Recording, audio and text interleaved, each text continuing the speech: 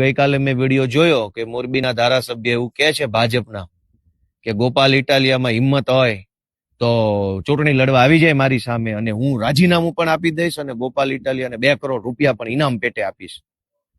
તો મારી મોરબીના ધારાસભ્યએ આપેલી આ ચેલેન્જને આપણે સ્વીકારી લઈએ છીએ સહર્ષ રાજી ખુશીથી કે જો તમે શુરા બોલ્યા ન ફરે, શુરા હોવ, મરદ માણસ હોવ અને એક જ વખત બોલતા હો જબાનના પાક્કા માણસ હોવ તો આજે 10 તારીખ થઈ છે, મોડામાં મોડું 12 તારીખે બપોરે 12 વાગ્યા સુધીમાં રાજીનામું તમારું પડી જવું જોઈએ. ગોપાલ ઇટાલિયા પણ વટથી તમારા ચેલેન્જને સ્વીકારે છે. પણ મારી એક શરત છે કે મોરબીના ધારાસભ્ય પાટીલને પૂછવા જતા નહીં. પાટીલ અંકલ, મારાથી ભૂલથી બોલાઈ ગયું છે, હું રાજીનામું આપું કે ના આપું, અંકલ પ્લીઝ મને માફ કરો, એવી બધી વાતો કરવાની નહીં.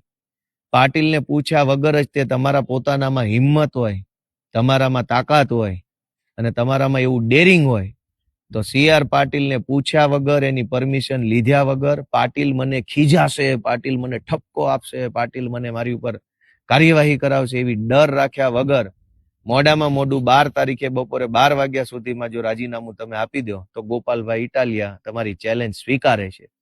30 વર્ષથી તમે મોરબીના ધારાસભ્ય છો, તમને શરમ આવવી જોઈએ.